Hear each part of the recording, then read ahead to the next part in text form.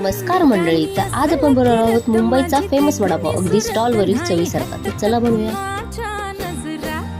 माझी पाटी हाय कोरी माझं रूप लई भारी नटे सावरी माळून हो गजरा दिलबरा राजसा तुम्ही जरा बघा तरी अशी मी मदन मंजिरी सुबक ठेंगणी लख लखते सुंदरी अशी मी मदन मंजिरी चटक चांदणी चमचमते अंबरी.